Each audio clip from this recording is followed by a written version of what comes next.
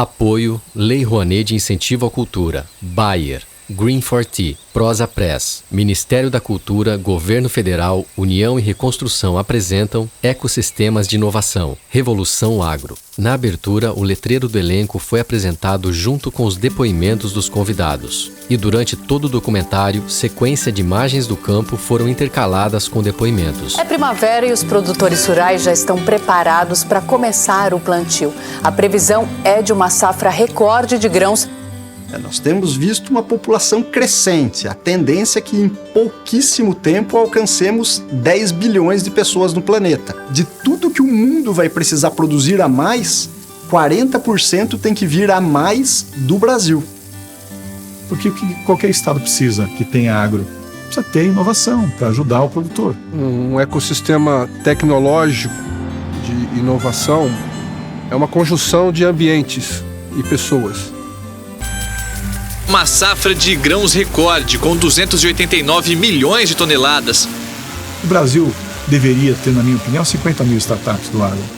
Nós desenvolvemos uma tecnologia de tratamento de sementes à base de gás carbônico. É como se nós tivéssemos o mapa genético de 70% dos brasileiros. Para a mesma área produzida, a gente consegue fazer 170 vezes mais produtos por metro quadrado. Não é tamanho de propriedade, é resultado dentro da propriedade. A gente sabe que existe uma demanda muito latente por tecnologias sustentáveis. Tecnologias que aumentem a produtividade e, ao mesmo tempo, tenham segurança ambiental. O mundo depende disso.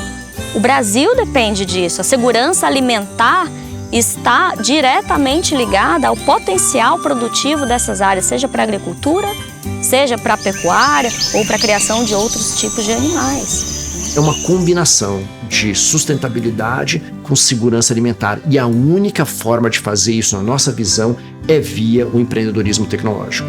Professor Marcos Fava, da USP e FGV, relembra como era o procedimento das antigas fazendas e imagens de acervos são apresentadas. Quando a gente olha lá para o passado, as fazendas antes faziam tudo. Elas produziam os insumos que elas precisavam, elas faziam algum tipo de processamento. Nós falamos em 1940, 1950. Aí foram surgindo empresas especializadas de produtos químicos, de sementes, de adaptação de maquinário. E essas atividades que eram antes feitas dentro das fazendas, elas saem para ser feitas por empresas específicas. E aí então a agricultura, que antes abraçava todo mundo, ela ficou só com o dentro da porteira, aquelas coisas que são feitas na fazenda.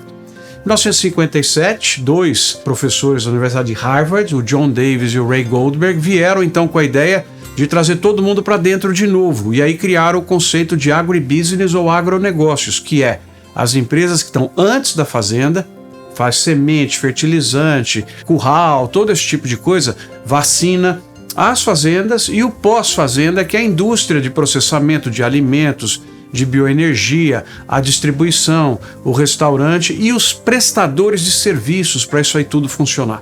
Na minha época, para você comer uma maçã, era uma vez ao ano, porque a maçã era argentina e era cara. A maioria das pessoas acham que o Brasil sempre foi uma potência produtiva agrícola, né? E não é verdade. Nossa população cresce muito a cada ano. Assim também cresce a necessidade de produzir alimentos.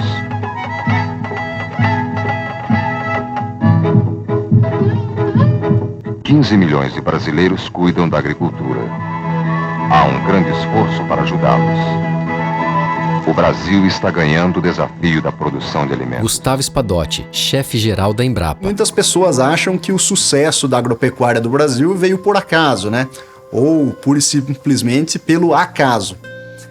E não foi isso, né? Não foi porque foi uma estratégia muito pensada e gestacionada ao longo da década de 70, quando o então ministro da Agricultura, o Dr. Alisson Paulinelli, e ele mandou jovens recém-formados de escolas agropecuárias, principalmente agrônomos, veterinários, zootecnistas, engenheiros florestais, e mandou essa meninada para o mundo inteiro, desde a China, Japão, todo o Oriente Médio, foram para a África, foram para os Estados Unidos, foram por países da América do Sul e também para a Europa, para verificar quais eram os conhecimentos disponíveis na agropecuária mundial. E voltassem para o Brasil e usassem tudo que eles usavam lá? Não.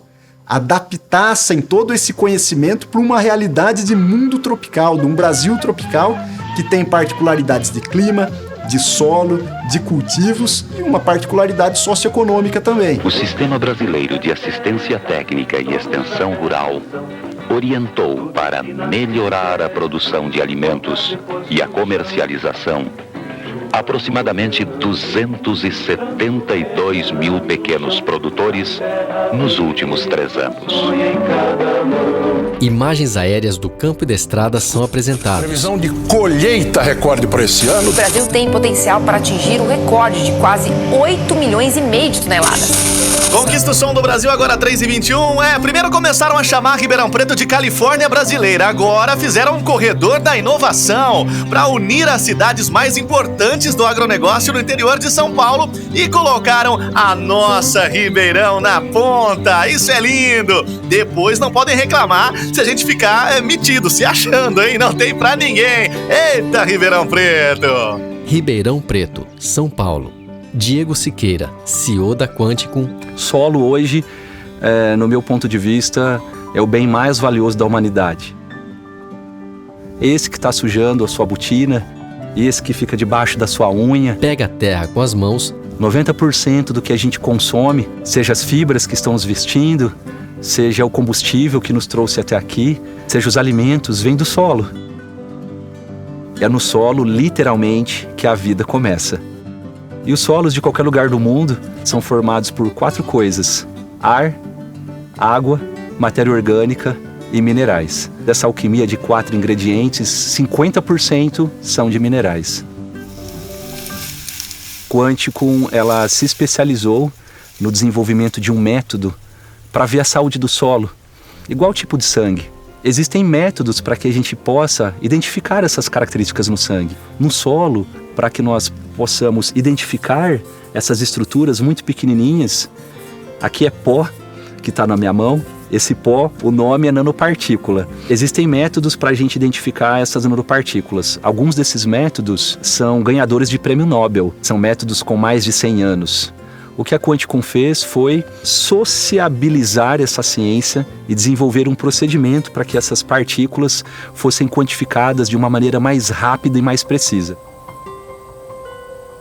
Esses solos, eles têm diferentes tonalidades. Essas diferentes tonalidades estão relacionadas com esses minerais. Quando a gente passa esse sensor ele está funcionando como se fosse um ímã. Ele consegue ver as propriedades magnéticas desses grãos muito pequenininhos que tem no solo. E aí, dependendo dessa intensidade, dessa força magnética, igual o ímã, a gente consegue ver na tela do computador números. E nós convertemos esses números para práticas agronômicas mais sustentáveis. Diego amplia a foto de um mapa na tela do celular. Cada cor desse mapa, elas representam variações nas características e aptidões do solo. Então hoje nós temos uma base de dados que cobre 70% do país. É como se nós tivéssemos o mapa genético de 70% dos brasileiros. E com esse mapa genético de 70% dos brasileiros, nós pudéssemos ajudar as pessoas do Amazonas, do Maranhão, do Piauí, para diferentes finalidades de saúde. Esse mapa a gente pode utilizar para onde comprar fazendas, onde arrendar fazendas, onde fazer fusões e aquisições de grupos. Depois que nós escolhermos a fazenda, compramos ou arrendamos, nós vamos para a segunda pergunta: o que plantar? Então, dependendo da aptidão do solo, nós ajudamos a escolher qual a melhor variedade ou espécie de planta a ser colocada naquele local. Um café, uma cana-de-açúcar, como nós estamos vendo aqui. E quando nós mapeamos elas por meio desse método simples, rápido e barato, nós conseguimos entender a aptidão do solo. A aptidão do solo para produzir comida, a aptidão do solo para armazenar carbono, a aptidão do solo para armazenar água, a aptidão do solo para expansão urbana, a aptidão do solo para mudar vidas. Imagens aéreas de caminhões nas estradas do campo indicam letreiro. Produção e qualidade. Uma produtividade 5 vezes maior. Bom dia, meu povo! Aqui na Bahia, tudo segue igual. Mais um dia de sol e mais um ano que fomos os maiores produtores de grãos do Nordeste. Correntina, Bahia. João Américo, sócio fundador da Dióxide. Quando se fala em safras recordes, lógico, clima é essencial, solo é essencial, mas Se você não tem a semente, você não consegue produzir nada. Então, ela é a base para que se tenha uma boa safra. Meu nome é João Américo. Eu sou um dos sócios fundadores da Diox de Tratamento de Sementes, uma startup aí de tratamento de sementes do agronegócio. João Américo abre galpão da Dioxide e manuseia CO2 em sacas de grãos.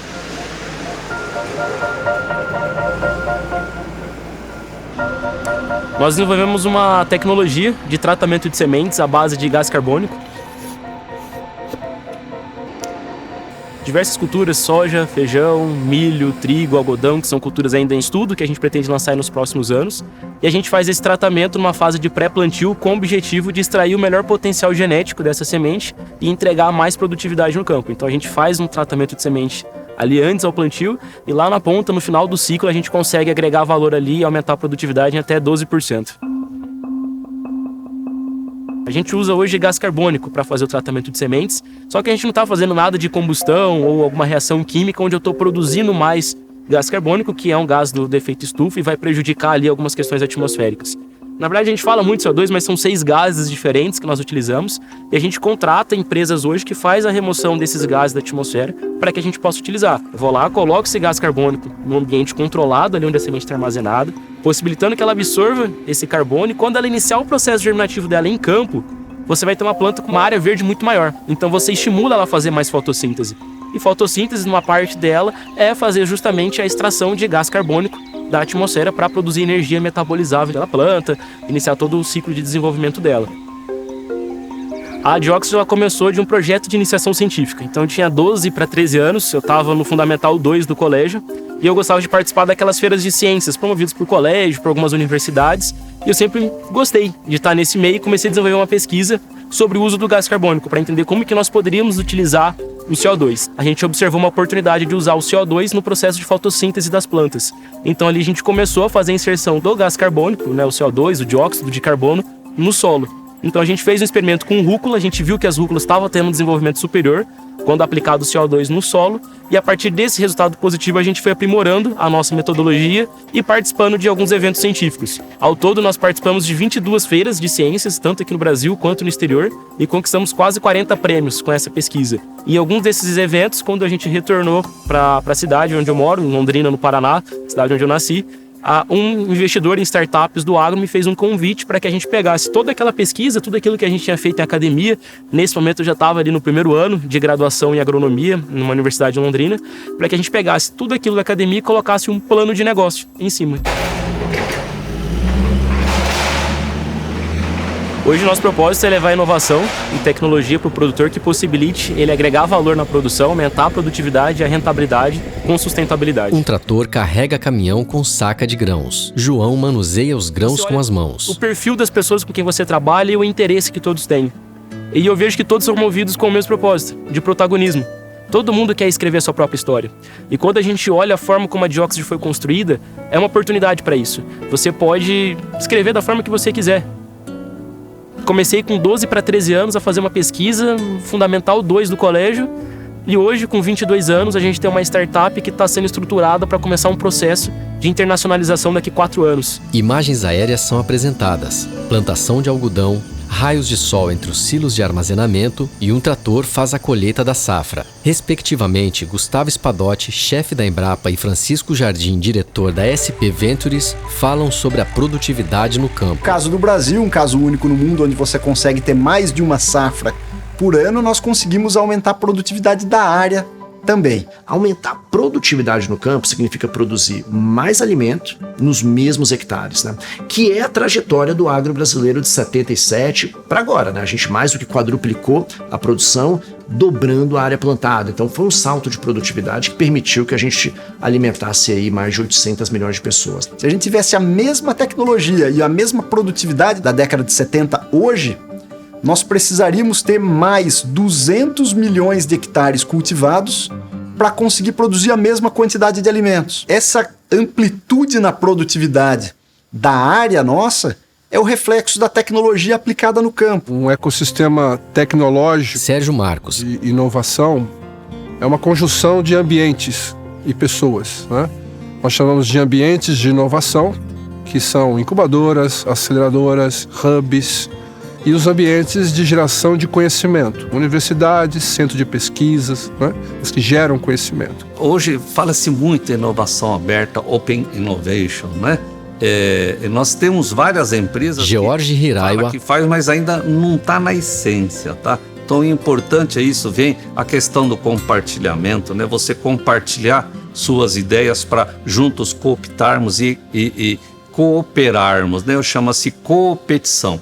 Então, todo esse processo você vai poder fazer dentro de um ecossistema, dentro de um hub. As indústrias já reconhecem, estão apostando, né, seja nas agtechs como nas... Luciana Florência. Na área de serviços, a gente tem, né, muita empresa surgindo para facilitar a área de serviços para esse mercado, como você também tem as food techs. Então, eu vejo isso como uma forma de você dinamizar a resposta a essas soluções, porque são muitas que a gente precisa dar e problemas antigos, né?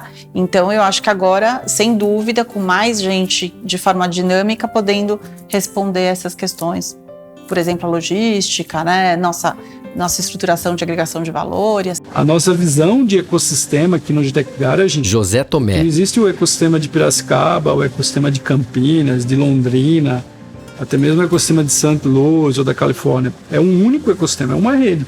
Está tudo conectado de alguma forma. João Américo. A gente tem aceleradora aqui no Eduardo, a Ciclo Agritech, e a gente tem a aceleradora que eu participei, da Sociedade Rural do Paraná em Londrina. Se esses dois sistemas eles não tivessem em comunicação, em conversa, talvez eu não estivesse hoje aqui em Luiz Eduardo. Então, o ecossistema de inovação, a gente está lidando Camila Monteiro. com pessoas que estão sempre buscando formas de melhorar, aprimorar o que nós já fazemos. E outra, traz benefício novamente para o agro. Se a gente não conseguir se conectar, unir, fazer projetos que possam auxiliar na produção sustentável, esquece, aí cada um vai ficar no seu cantinho e não vai acontecer nada. O ecossistema, ele junta o conhecimento, a inovação, as pessoas que fazem em prol do nosso grande cliente, que é o produtor rural. Sequência de imagens do nascer do sol indica um letreiro. E para você que está aí curtindo a gente, vamos lá de notícia. A revista Exame classificou Uberlândia como uma das 10 melhores cidades para se fazer agronegócio no Brasil. E haja terra, sol e água para produzir tudo isso. Uberlândia, Minas Gerais. Bruno Eustáquio, cofundador da Icrop, caminha pela plantação ao lado da irrigação. Existe uma restrição de água, né, em todo o mundo, né, em regiões do Brasil também. A irrigação ela tem um papel muito importante. Cada vez mais vai ser mais protagonista, né, dentro dessa questão que a gente vê de condições climáticas, de segurança alimentar. Nosso principal trabalho hoje é fazer essa gestão completa da irrigação da fazenda, né, é dar esse suporte para o produtor no dia a dia mesmo, né, envolve, né, solo, planta, clima, equipamento, né, tudo isso envolvido. Então nós temos uma plataforma e a plataforma ela tem um algoritmo que é para cada tipo de cultura, região, em que ele me dá uma recomendação de irrigação para aquele dia. Bruno amplia o mapa na tela do celular. Ele olha ali, ele consegue visualizar através de mapas e as parcelas e tal, com a escala de cores, qual área que tem um maior déficit hídrico ou não naquele dia, né? Então ele já bate o olho pela cor, né? Qual que eu preciso de irrigar primeiro? É esse pivô, é o outro, né? Qual que eu vou irrigar primeiro, qual cultura, né? O que o algoritmo da plataforma, né? Quais que são os cálculos e o que ele busca, né? Então tem todas as informações das culturas. Então, para cada cultura, para cada fase da cultura, existem coeficientes diferentes. Profundidade de raiz, coeficiente de cultura, área sombreada, tamanho dessa planta. Então, tudo isso vai influenciar na necessidade hídrica dela naquele dia. A condição climática, né? Então, a gente instala estações meteorológicas, a gente já tem uma rede que representa muito bem, e aonde não tem essa rede, aonde tecnicamente esses dados não representam aquela propriedade, a gente coloca novas estações meteorológicas, então usa as variáveis, temperaturas máxima, média, mínima, umidade relativa do ar, velocidade do vento, radiação solar, para trazer essa informação para dentro da plataforma também. De 2016 para cá, a gente já monitorou mais de 3 milhões de hectares, né? Então, sim, é muito preciso e regionalizado, né? Não é uma informação que eu uso aqui em Uberlândia, eu uso no Mato Grosso, não uso. Completamente diferente o comportamento em cada região. Esguichos e sistema de irrigação. Hoje, 40% de tudo que é consumido no Brasil vem da irrigação. E o que é bacana, né? A área irrigada e agricultável, ela representa apenas 15% de toda a área. Então, você pega 15% de toda a área que é agricultável no Brasil, é irrigada. E esses 15% fornece 40% de tudo que é consumido. E isso é característico da irrigação.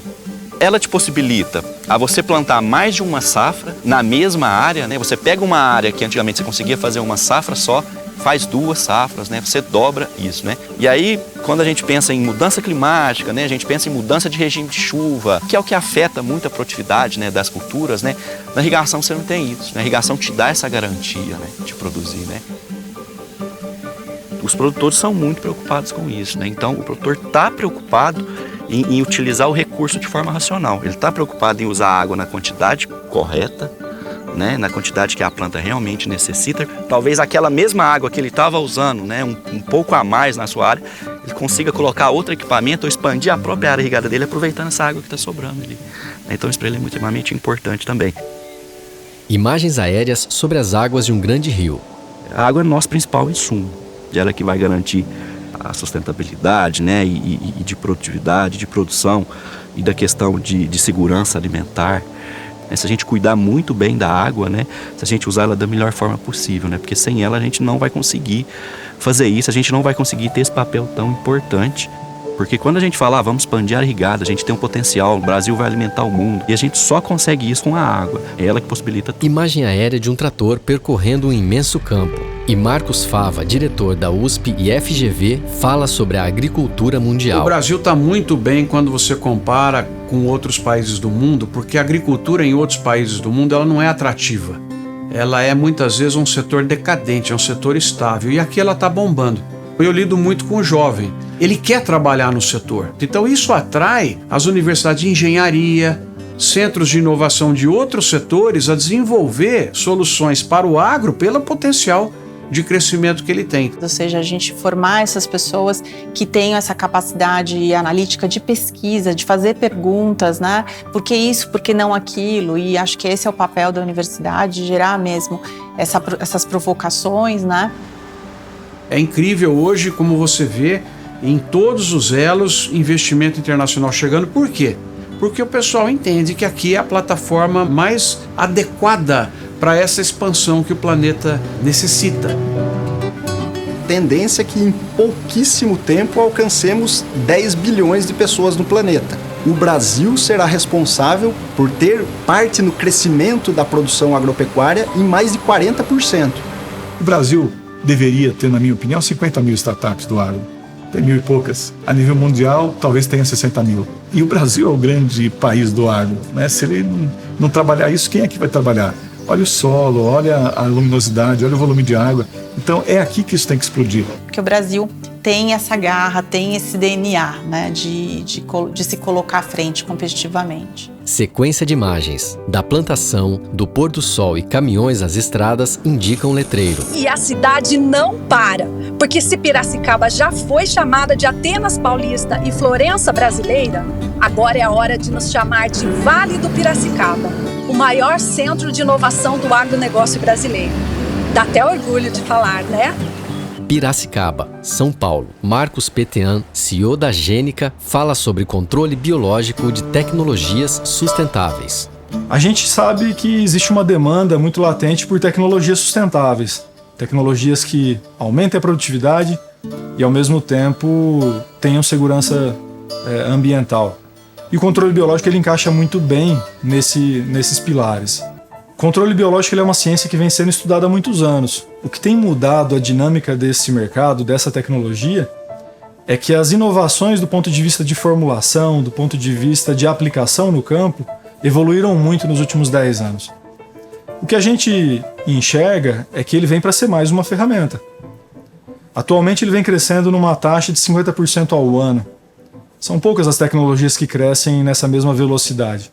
E a gente acredita que isso só tende a continuar. O mundo pede alimentos mais seguros, todo mundo quer consumir coisas mais saudáveis. O que a Gênica faz hoje é buscar na natureza micro-organismos que controlam importantes pragas, doenças e nematóides, e a gente pega esses micro-organismos, traz para dentro de uma indústria, multiplica eles em larga escala e retorna ele para o campo onde ele vai trazer o benefício de controlar essas pragas. Então é um método de controle altamente eficaz, mas também muito seguro do ponto de vista ambiental, do ponto de vista de resíduo. Ele não vai deixar resíduo nos alimentos e vai preservar o solo, que é um grande patrimônio. Essa é uma das tecnologias que a gente desenvolve, além de algumas moléculas orgânicas que a gente tem pesquisado e desenvolvido com esse intuito também de controlar importantes pragas e doenças. E quando a gente fala de agricultura tropical, esse é um dos grandes desafios que a gente possui. A agricultura tropical ela tem sempre 2 safras por ano, condição de clima, condição de temperatura e umidade que favorecem a propagação dessas pragas.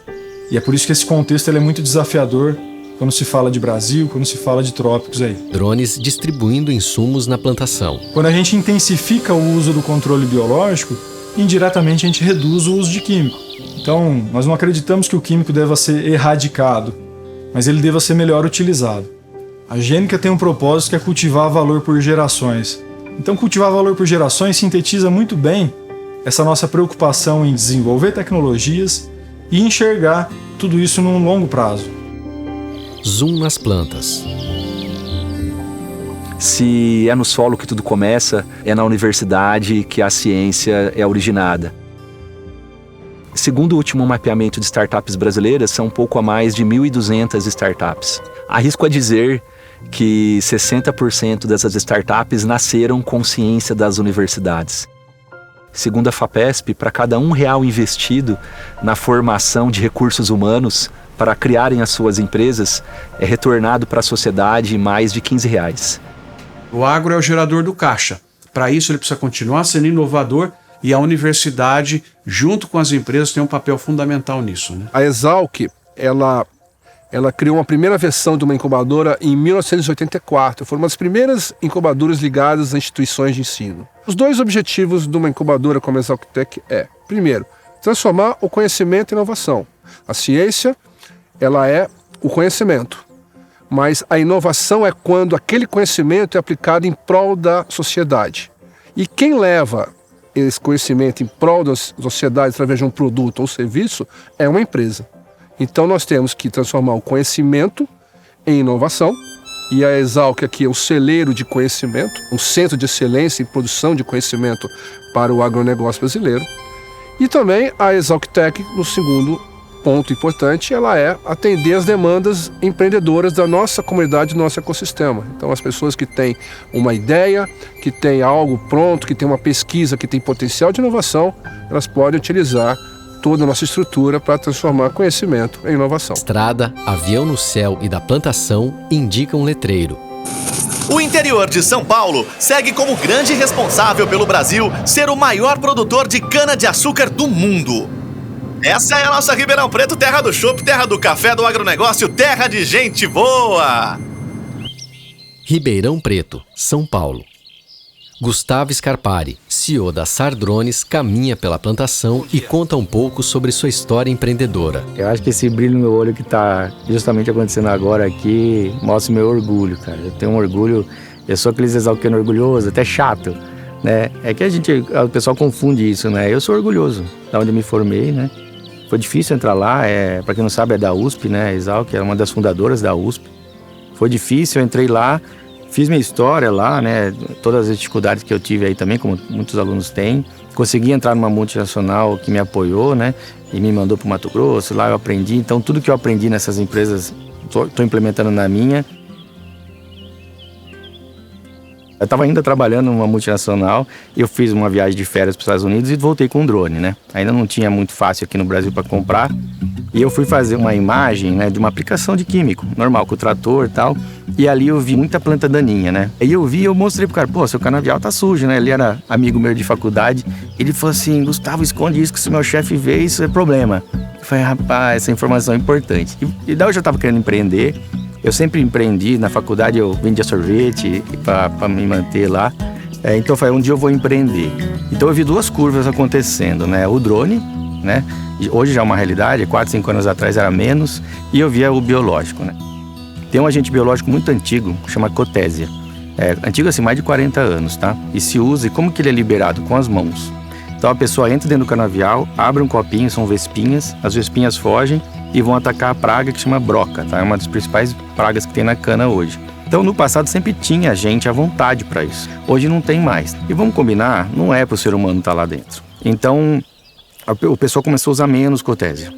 Por quê? Porque não tinha mais gente, não tinha mão de obra. Daí surgiu o drone. Copinhos de plásticos com insumos biológicos são colocados nas laterais do drone. Então a gente bolou um sistema, né, um dispenser, né, a gente desenvolveu dentro de casa. A gente tem parceiros importantes, né, a FAPESP, por exemplo, apoia a gente, a Embrapi apoia a gente. Mas um parceiro muito importante que a gente tem é o cliente. O drone viabilizou o cara usar mais biológico e ele com isso, quem usa mais biológico acaba usando menos químico, né? Quase que diretamente isso, ele acaba conseguindo promover até uma melhoria no produto dele, melhoria financeira. Um café, por exemplo, que for orgânico, ele é mais caro, ele tem muito mais entrada fora do país. É uma ferramenta, é uma baita ferramenta. O Brasil é o país que mais evoluiu na questão de biológicos com drone no mundo.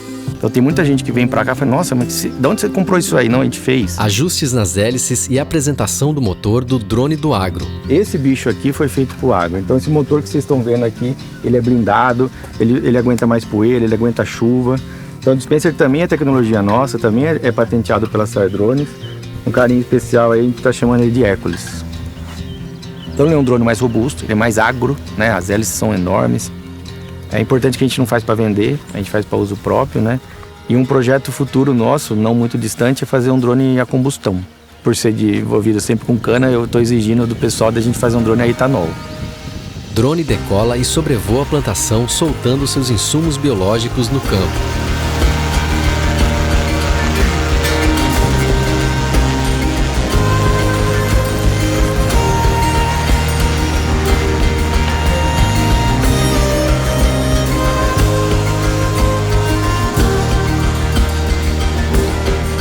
Acho que o agro nunca recebeu tanta coisa legal, né, ao mesmo tempo. É muito comum as multinacionais trazerem, né, trazer uma molécula nova, trazer coisa da Europa para cá e tal. Mas, por exemplo, a gente está muito orgulhoso que a gente que está conseguindo desenvolver os nossos dispensers dentro do Brasil. Eu fico feliz de ter achado um segmento que acho que é certo, né? Então, acho que a palavra aqui acho que é orgulho, cara. Orgulho demais. Drone sobrevoa a plantação e imagens aéreas do campo e de empresas na cidade indicam letreiro. Com investimento em tecnologia e pesquisa, o Brasil pode se tornar o maior fornecedor. Os grandes produtores rurais brasileiros focam na soja e no milho para... E é nessa hora que a gente vê o valor de um ecossistema de inovação como aqui de Piracicaba, quando tantas empresas com soluções inovadoras surgem aqui na nossa região. Piracicaba, São Paulo. Imagem aérea da fachada da AGTEC Garage. E José Tomé, CEO, fala sobre inovação aberta. O AGTEC Garage é um hub de inovação especializado no agronegócio. A gente ajuda as grandes empresas e startups e outros atores do ecossistema a fazer a prática da inovação aberta, né? Inovação em rede, colaborativa. Então, reunindo todos esses atores para criar soluções juntos, né? Então, hoje a gente tem um cenário onde a gente precisa ser mais ágil, mais veloz para fazer a inovação acontecer. Imagens do escritório da AGTEC são apresentadas. Moças e rapazes dividem mesa com seus notebooks. Os desafios são multidisciplinares, novas tecnologias chegando o tempo todo. Então, grandes empresas perceberam que não dá para fazer tudo dentro de casa. Então, para ganhar agilidade, competitividade, vale a pena ir para fora, entender o que está acontecendo. E um grande ator desse ecossistema são essas startups. Então, começou a se desenvolver essa prática de colaboração com startup, que pode se desenvolver de várias formas, né? Muito além de somente investimento, por exemplo. Esse ecossistema formado, né, de startups, investidores e até mesmo o produtor, né, ele tem uma grande oportunidade nesse cenário de ser mais participativo nesse processo criativo, né? Porque a gente fala que a inovação aberta ela é mais democrática e mais distribuída, onde ele pode sim se engajar com o empreendedor desde o início, e a gente já vê casos até de produtores que, a partir de um problema que eles identificaram no seu dia a dia, eles criaram a sua Drone decola. Startup, né? Se a gente tem um ecossistema maduro, a gente consegue atrair talentos de outras áreas, talentos que não conhecem tanto o agro, mas que são importantes pela tecnologia que estão desenvolvendo, mas que eles se sintam confortáveis de vir para ambientes como esse, e navegar nesses ecossistemas, tendo apoio para trazer aquele conhecimento que não é do agro para o agro, né? Poder colaborar com essas mais de 80 empresas, mais de 1.000 empreendedores de alguma forma, a gente está colaborando para alimentar o mundo, né? A gente fala que o nosso propósito aqui é alimentar os empreendedores que vão alimentar o mundo, né? Plantação,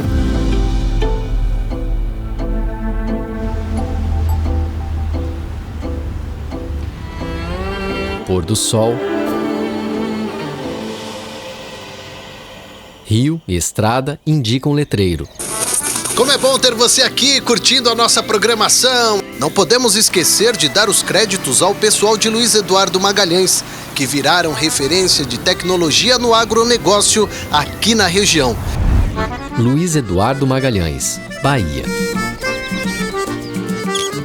Pompeu Escola, CEO da Ciclo Agritech, fala sobre a aceleradora. Uma aceleradora é uma escola de empreendedorismo com um programa de conteúdos bem desenhado. Diferentemente do Hub, tradicionalmente o Hub ele é um local de encontro. Ele conecta uma população que ele mapeia de empresas com quem ele tem contato, ele mapeia uma população de startups e ele tenta fazer esses matches de encontro, porém sem trabalhar previamente a startup. Então aqui você parte do pressuposto que a startup não sabe e você começa trabalhando com a startup, levando ela a aprender uma série de coisas que são importantes para a vida dela e a validar a tecnologia e o produto dela. Mapa de regiões é apresentado na tela do notebook. A gente descobriu, tem que ser um programa de 9, 10 meses, que no caso da nossa região pega a soja, o milho e o algodão, pega vazios entre essas plantios e colheitas, também para ver como é que o distribuidor atua aí, como é que uma consultoria agronômica atua aí, você enxergar soluções antes, dentro e depois da fazenda. Também a Ciclo pensou como é que ela poderia criar valor em pouco tempo. Por exemplo, tem projetos aqui que apareceram aqui para a gente selecionar, no primeiro batch, no segundo, que eram bons, mas que demorariam 2 anos para ficar prontos. Então a gente também colocou como pressuposto, tem que ser 9 meses, 30 semanas. Tem projetos bons de 2 anos? Tem. A gente costuma indicar, olha, o teu projeto precisa de mais tempo. Vai para uma incubadora, vai para um apoio pós-acadêmico, até chegar numa maturidade que eu consiga fazer decolar nesse período. Já que o custo de manter aqui dentro, né, o investimento que a gente faz de 2,5 milhões por ano, é um investimento que não me permite ficar... Se ficar 2 anos, dá 5 milhões de investimento. Concentra muito o investimento. Então, mesmo pós-aceleração, a aceleradora continua convivendo com as suas aceleradas, com as participações que ela tem, com um conselho consultivo de no mínimo 1 vez por mês, para ver se ela está esbarrando em algum problema, para ajudá-la a continuar o seu caminho. É época de preparar as máquinas, separar as sementes.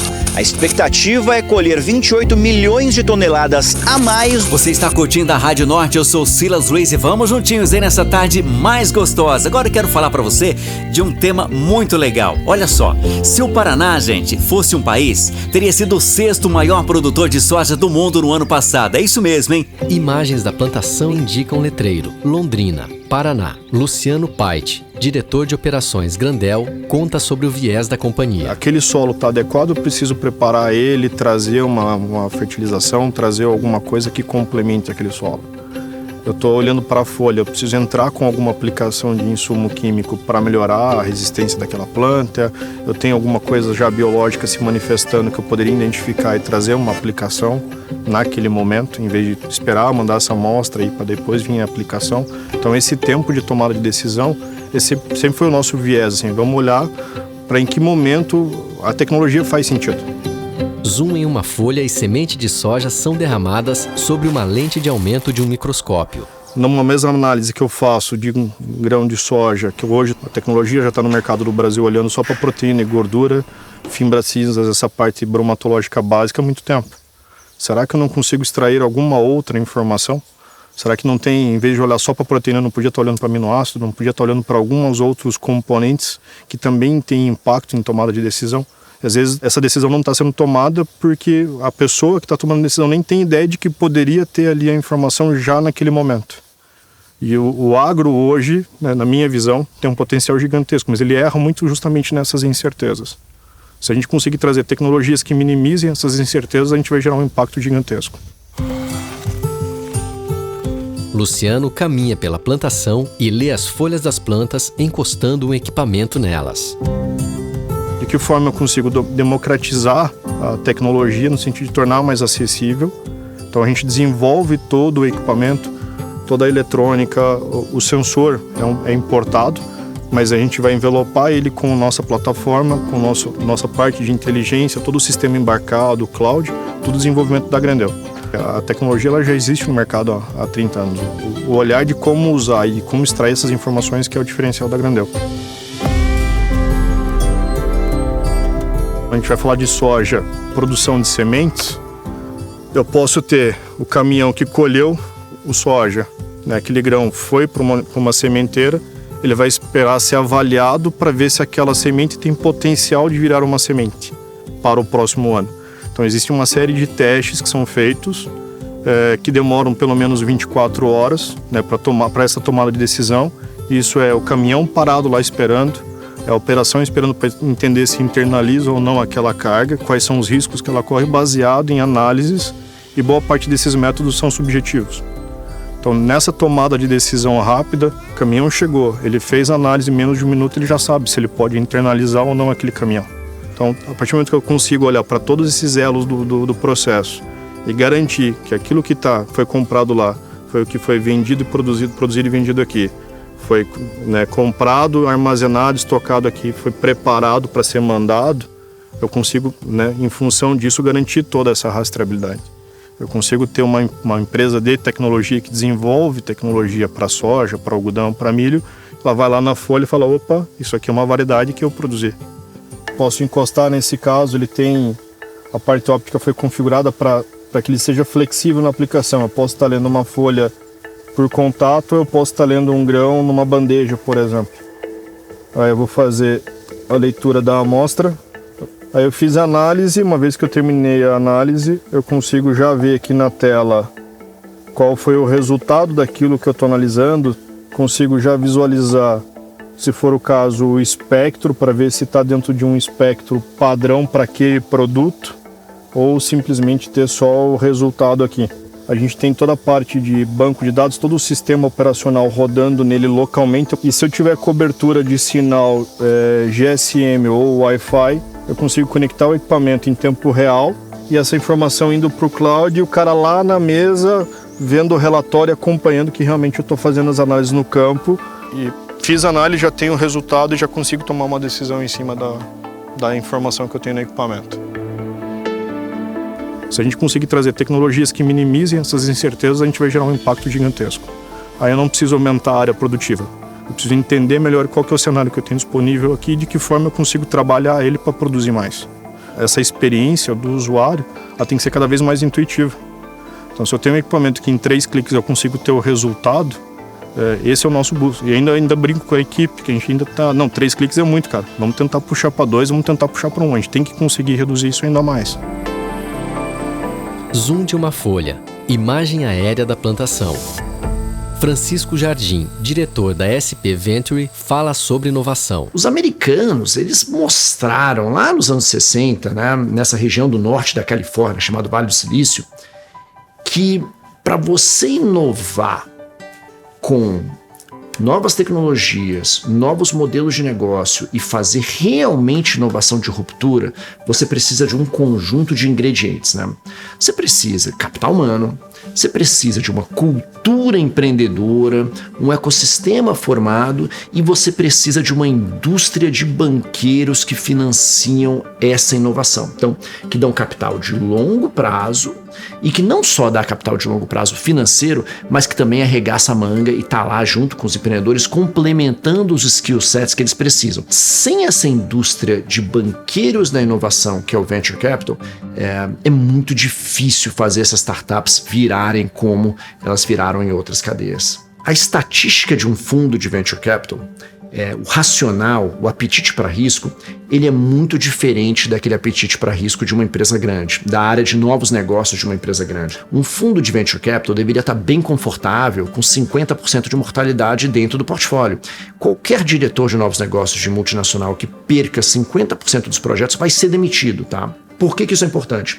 A gente gosta de empreendedores audaciosos, que estão com um sonho bem grande e, obviamente, com um sonho bem arriscado.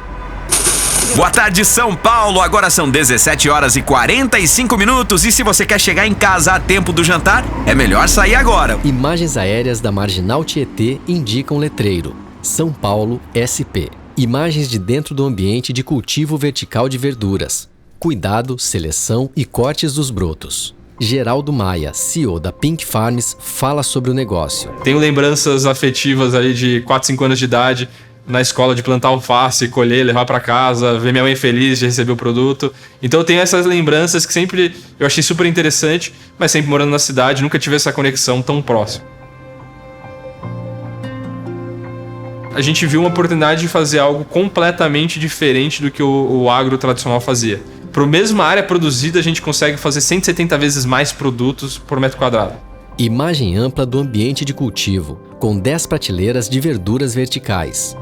Nós pegamos um ambiente que é possível controlar todas as variáveis. Temperatura, umidade, nível do CO2 e outros componentes, como toda a parte de nutrição da planta, então macro, micronutrientes, pH da água, então usamos um sistema de hidroponia que é muito mais eficiente para o que nós fazemos, e todos os outros fatores que a gente enxerga que trazem benefícios para essa planta. Quando a gente começou a pesquisar muito das soluções que existiam, do que estava sendo feito no mundo, o que eram pesquisas mais avançadas, a gente se deparou com essa ideia de fazendas verticais, ou seja, ambientes de cultivo dentro do ambiente urbano, que utilizava uma quantidade muito menor de recursos de terra. Essa é uma cadeia que tem uma quantidade de perdas, principalmente para a parte de folhas e ervas, extremamente alta. Então, quando a gente olha para o tradicional no campo, então a gente está falando uma perda em média de 35% dentro da fazenda. Muito por intempéries, pragas, realmente o produto ele sai dali, ele não cresce, ele não chega no momento correto. E o grande problema é, esse produto na hora que ele sai, ele não é bem cuidado da fazenda. Então depois da porteira até consumo, a gente está falando de mais 40% de perdas. Tá? Então esse é um produto que a seleção dele é muito visual. Então quando a gente chega no varejo, chega para consumir esse alimento, o que a gente faz? A gente pega, olha, se tem uma marca de inseto, se ele está amarelado porque tem alguma deficiência nutricional, se ele está oxidado, qualquer coisa, é um produto que a gente deixa de lado. Então você aumentando o shelf life, você entregando um produto visualmente perfeito, que é o que nós conseguimos entregar, você já elimina boa parte das perdas. Empacotamento das verduras e embalagens transparentes de plástico. Uma grande diferença do que nós fazemos em relação até a outras empresas de fazendas verticais do mundo é o nosso background de engenharia.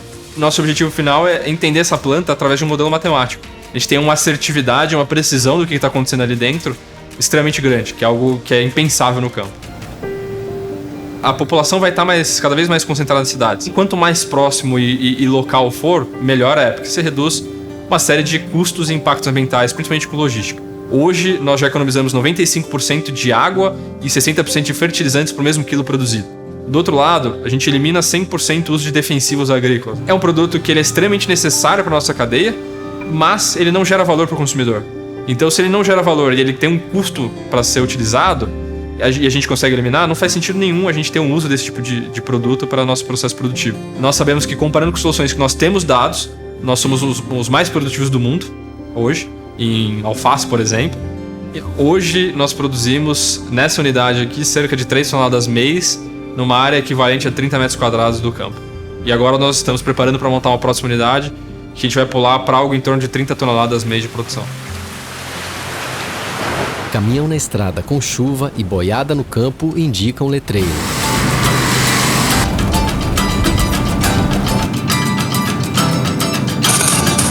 Esta é a sertaneja mais ouvida do Brasil. Cuida, docinho. Pode chegar que tem informação, eu tenho que falar com você aqui. Olha que legal, ouvinte positiva. O Brasil é o maior exportador de carne bovina do mundo. 45% dessa carne veio do Mato Grosso do Sul.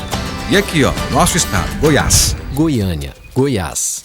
Tiago Parente, CEO da iRancho, chega a cavalo em uma propriedade rural para cuidar da boiada. Cada vez mais o mundo demanda saber de onde que vem o alimento, como que ele foi produzido, se é ambientalmente responsável, se é socialmente responsável.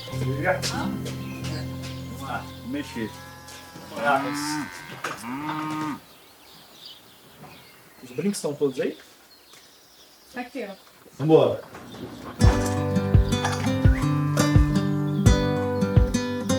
imagem de uma grande boiada. A pecuária, ela é talvez uma das únicas atividades que você vai ver nos mais de 5 mil municípios do Brasil. Se você olhar o Brasil há 60 anos atrás, não se imaginava que o Brasil pudesse ser um país de pecuária, né? Porque a gente trazia animais normalmente europeus, né? E esses animais viam condições de quase 6 meses no ano sem chuva, né? E os animais eles encolhiam geração após geração.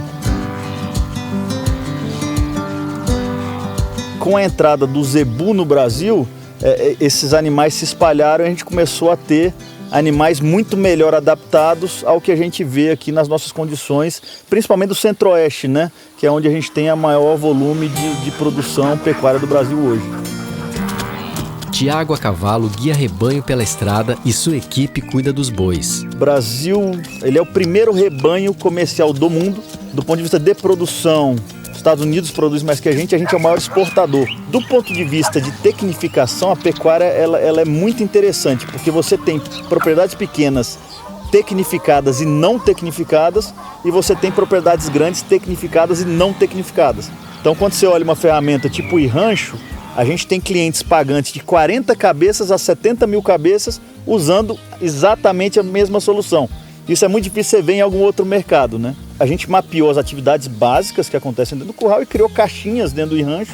E o usuário, o pecuarista ou o gerente, arrastam essas caixinhas e conseguem compor essa atividade, esse protocolo, esse manejo do que vai acontecer no curral. E aí as combinações são múltiplas e infinitas, né? E toda vez que a gente tem que levar o animal para o curral, querendo ou não, a gente está gerando um pouco de estresse naquele animal, né? Então, idealmente, a gente compõe várias atividades naquele manejo para evitar uma nova ida no curral num curto espaço de tempo. Vamos mandar boi! Pode soltar! Bois são pesados no curral. Peso 320. Pode ler o chip. Lido. Beleza, lote 2. Estamos em todos os estados do Brasil, Paraguai, Bolívia, México, Estados Unidos, Portugal, Inglaterra. Hoje já existem consumidores que topariam pagar um pouco a mais pela carne que consomem em função de ter esses atributos de rastreabilidade do animal. E a gente está vendo uma evolução tecnológica extremamente rápida para buscar reduzir essa emissão da pecuária para patamares que tragam conforto para o nosso consumidor e para o nosso futuro, né? Obviamente. Posso soltar o gado? Vamos, manda vir. Vem. Beleza, lote 2, fêmea, 50 meses. O Brasil, ele tem uma grande parte das suas pastagens degradadas. E a pastagem degradada a gente já sabe que emite mais metano. Então, o pecuarista que ele não se modernizar, ele não vai ter acesso a benefícios do pecuarista que se modernizou e ele vai eventualmente sair da atividade.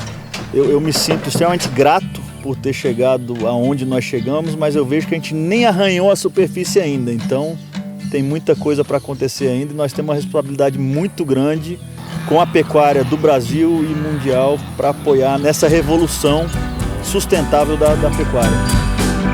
Professor Marcos Fava, da USP e FGV. Os números nossos são muito bons de crescimento e de ocupação do mercado internacional. O primeiro produto nosso é o suco de laranja, e a laranja, o suco de laranja, que o Brasil tem 75% do que o mundo importa vem do Brasil. Até 2030, dito pelos americanos, nós vamos ter 65% da soja comprada pelo mundo vem do Brasil. Terceiro produto é o açúcar, que nós temos 44% do que o mundo compra vem do Brasil. 1 em cada 3 frangos importados pelo mundo vem do Brasil. O quinto produto é o café, que a gente deve ter ao redor de 26, 27% do que o mundo compra vem do Brasil. 1 em cada 4 bifes comprados pelo mundo vem do Brasil. E nós temos o sétimo, que é a celulose, também lidera. E até o final da década vamos passar os americanos no milho e no algodão. Então você está vendo aí, são 9 produtos que o Brasil até 2030 vai liderar no planeta, e alguns com liderança até preocupante para o planeta, porque praticamente metade do que eles compram está num lugar só. Acho que o salto agora é trazer mais agregação de valor, né? Então a gente cada vez mais, hoje a gente avançou muito na commodity, a gente agora precisa avançar nessa agregação de valor. Eu sou do tempo que eu pulverizava para matar lagarta no café. Eu parava o trator, dava alguns 10 passos para trás para ver se os bichinhos caíam. Se ele não caísse, eu dava, não tinha dúvida, eu dava a meia volta e passava de novo. Aí quando ele cai, fala, tá com dor de barriga, né?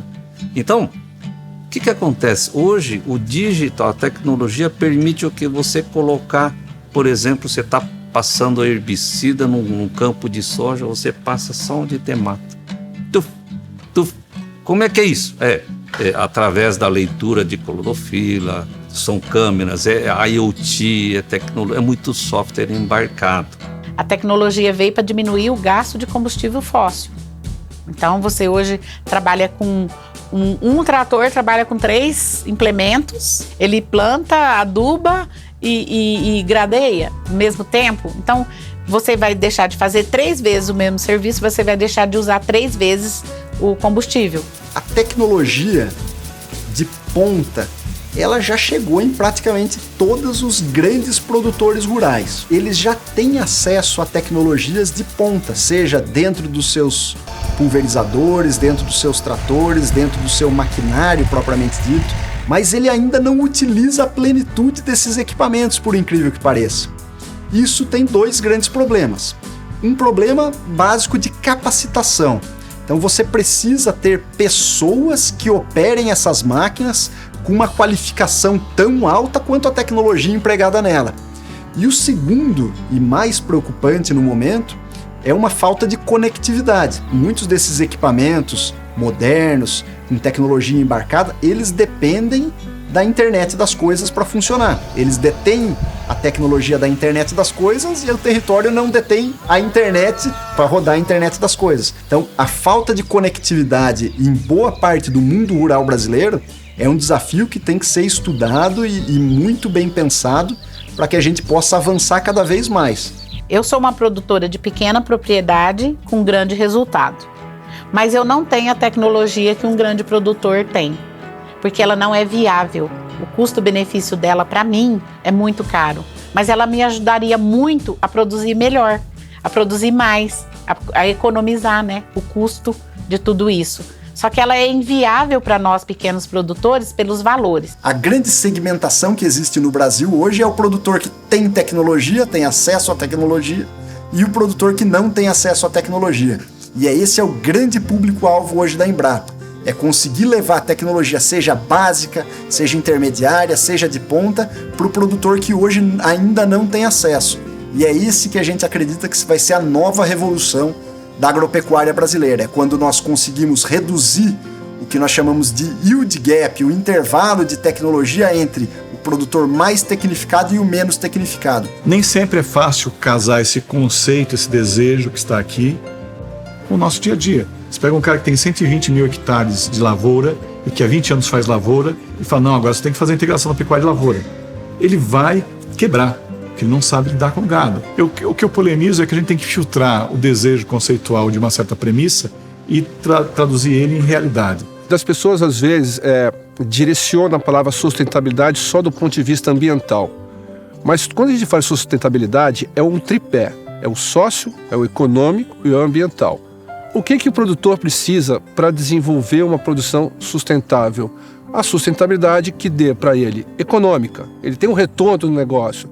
Social, ele ajude no desenvolvimento local, né, através da sua atividade, e também que os impactos ambientais sejam mais mitigados possíveis, né? O Brasil tem uma lei que é o Código Florestal, que regula o que de uma propriedade pode ser desmatado ou não. Você tem regiões do país que tem que preservar 20%, 35% e até 80% quando você vai para os biomas mais sensíveis. Então ali, o fazendeiro que tem título de terra, ele pode ter um desmatamento legal, autorizado dentro daquela cota que foi colocada para ele. O problema nosso principal hoje é o desmatamento ilegal, feito em áreas que não têm donos. O Brasil precisaria urgentemente resolver esse negócio de titulação de terra, porque se você não tem dono, você não tem nem quem punir.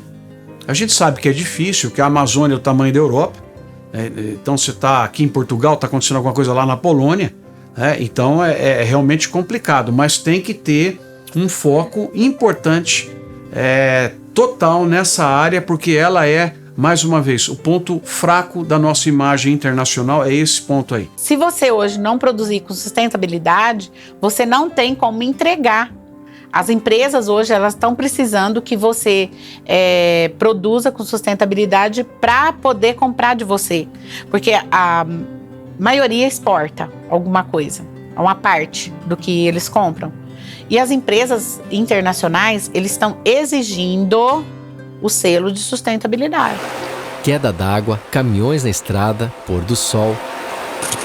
Como produzir mais sem chegar a um colapso? A capacidade do planeta em se regenerar para garantir recursos naturais e bem-estar a todos. O Brasil, em relação ao mercado de carbono, é como a Arábia Saudita no mercado de petróleo. A projeção é que seremos uma potência mundial do setor. Todos sabem o potencial que temos aqui. O interessante disso tudo é que o carbono pode gerar emprego e ajudar a acelerar a economia enquanto deixa a floresta em pé, que é algo que interessa a todos.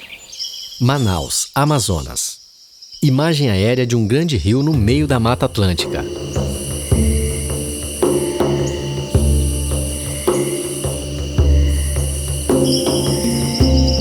E Camila Monteiro, gerente de projetos da BR Carbon, fala sobre efeito estufa. A partir do momento em que o mundo passa a considerar as emissões de gases de efeito estufa, a partir do desmatamento, da degradação, das mudanças de uso do solo, foi nesse momento em que o Brasil passa a estar no ranking de maiores emissores de gases de efeito estufa. Hoje o Brasil ocupa o 4º lugar. Olhando para isso, quais são as oportunidades para se trabalhar a mitigação, se não os incentivos financeiros, sobretudo, né? Assim se cria o mercado de créditos de carbono. Imagens aéreas da Amazônia e equipe da BR Carbon caminham na estrada até entrar na Mata Atlântica.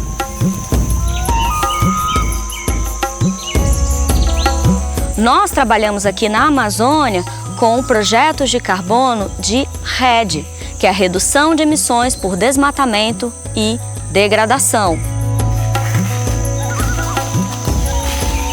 O que nós temos são empresas ou grupos que, com todas as suas atividades, geram essas emissões de gases de efeito estufa e, olhando para isso, na busca por neutralizar os seus impactos, né, eles buscam a compra de créditos de carbono. Então é uma forma de equilibrar aquilo que eles emitem com aquilo que a gente está mantendo ou sequestrando ou tirando da atmosfera.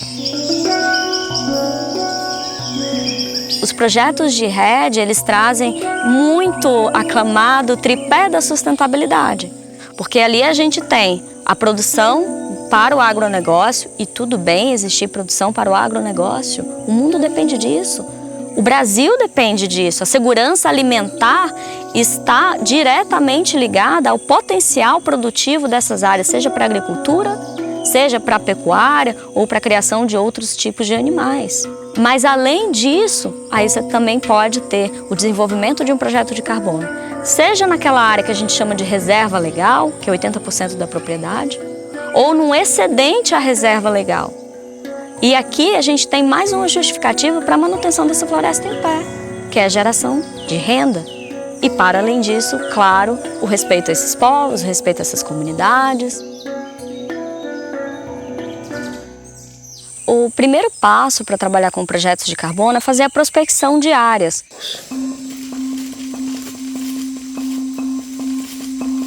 Uma vez identificadas, aí nós estabelecemos uma parceria com o proprietário de área.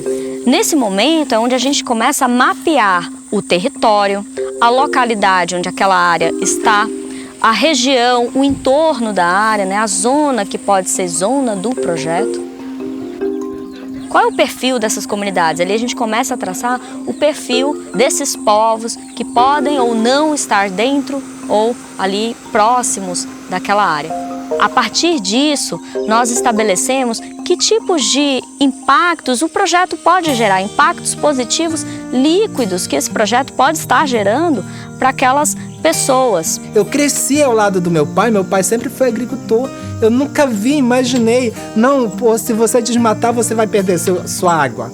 Não, então a gente não tinha esse conhecimento. Hoje, os meus filhos já têm esse conhecimento, talvez até mais do que eu, tá entendendo? E aqui, as maiores demandas já identificadas da comunidade, elas são voltadas para a construção de uma escola e também para um apoio à geração de renda. Eles têm como principal atividade produtiva o plantio, o cultivo de pimenta de cheiro. Imagem aérea dos galpões de produção de pimenta de cheiro indica um letreiro: Serra do Sol, Amazonas. A pimenta cheirosa, ela domina. Nós temos aí em torno de 35, 40 toneladas de pimenta toda semana saindo daqui da Serra do Sol. Temos bastante empregos indiretos, né? Porque quase todas as pessoas que têm seus barracões, ele precisa da mão de obra.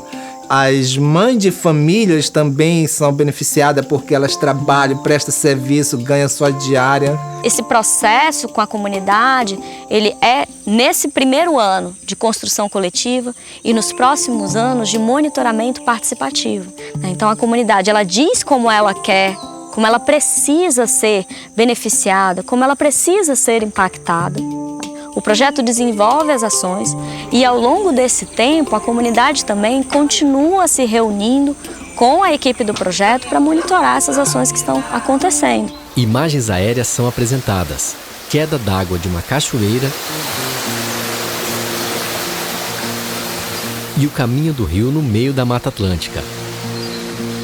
Os projetos de carbono, eles são, sobretudo, um plano para manter a floresta em pé, conhecer e monitorar a biodiversidade, gerar benefícios para as pessoas, respeitando os seus direitos e, sobretudo, garantir, claro, de alguma forma, mitigação das mudanças climáticas. Para mim, olhar para a Amazônia como um todo é mais do que olhar para essa riqueza da biodiversidade, é mais do que olhar para a manutenção de grande estoque de carbono, é mais do que olhar para a função de regulação do clima, é sobretudo olhar para uma casa. A Amazônia tem de tudo, ela tem plantas, das medicinais, aquelas comerciais, ela tem bichos, daqueles que podem ter essa exploração mais para o lado científico, ou para geração de conhecimento, ou para outros produtos, assim como aqueles que são fundamentais para a manutenção da floresta como um todo, né, como dispersores, por exemplo, de sementes. Mas ela tem um componente muito especial, que é gente. Ela tem gente morando dentro dela. Como acreana, o sentimento que eu tenho, sobretudo, é de pertencimento. E dentro desse sentimento, uma imensa alegria em fazer parte de projetos que corroboram para a manutenção da floresta em pé, a conservação da biodiversidade, a geração de conhecimento científico, entendendo que para respeitar e para atender as necessidades a gente precisa conhecer, mas, sobretudo, gerando benefícios, gerando impacto na vida de pessoas. Pessoas que muitas vezes são guardiões dessa floresta. Pessoas que encontram nessa floresta, além de um lar, a fonte de alimento, sobretudo. O Brasil tem 90% da biodiversidade do planeta, né? E a biodiversidade ela é fundamental no controle biológico e na fertilidade do solo para você pegar instrumentos, agentes biológicos da natureza e reestabelecer o equilíbrio dentro da fazenda, né? É bioetanol, é biometano, é bioeletricidade, é biodiesel. Esse crescimento mundial encontra hoje no Brasil a principal plataforma para suprimento. Sem geração de renda não tem distribuição sustentável de renda. E o agro é o nosso gerador de renda e o mundo está pedindo para que a gente faça mais geração de renda. Isso que é fantástico, né? Estamos num momento de descarbonização do planeta, tentando encontrar fontes alternativas de energia, mas talvez a grande energia que sem ela não seria possível as outras, seria a energia humana. Eu acho que esse vai ser a grande transformação que nós vamos ter dentro do campo, no papel do jovem rural, cada vez mais conectado, cada vez mais antenado com as novidades da sociedade e aplicando as melhores tecnologias de ponta na sua propriedade rural. Esses pequenos e médios produtores rurais vão ser cada vez mais estimulados e capacitados por esses jovens que estão voltando a ter o orgulho de ser do mato, de ser caipira, de ter o R puxado e de bater no peito e falar: eu sou do agro. Vamos de mãos dadas que o projeto vai acontecer e a gente tem muita coisa boa para fazer, sobretudo no território. Raios do sol no meio da folhagem rio,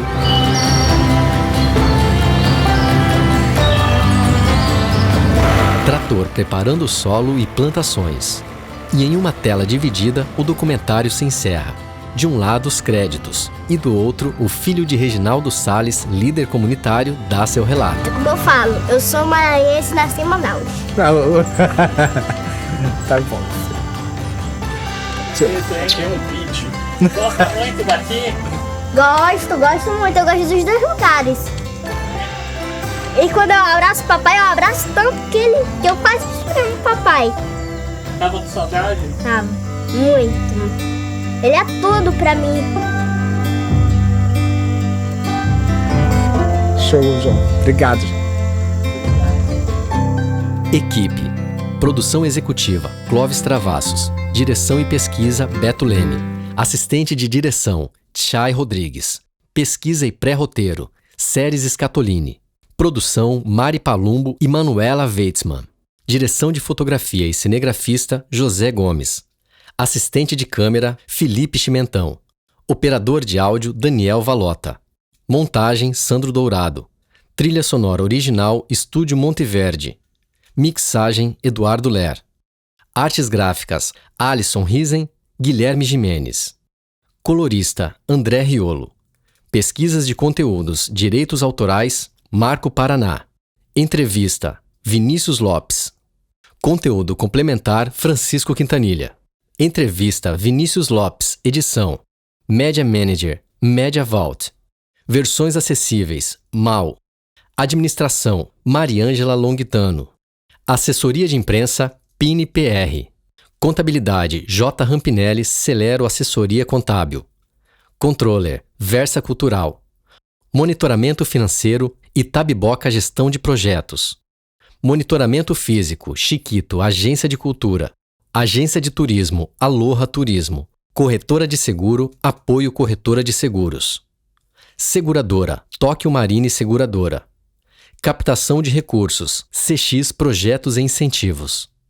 Entrevistados, Diego Siqueira, João Américo Barbosa, Bruno Eustáquio, Marcos Petean, Luciano Paiti, Gustavo Scarpari, Geraldo Maia, Tiago Parente, Camila Monteiro, Reginaldo Salles, Gustavo Spadotti, Sérgio Marcos Barbosa, Pompeu Escola, Marcos Fava Neves, George Hiraiwa, José Tomé, Francisco Jardim, Sônia Bonato, Luciana Florencio.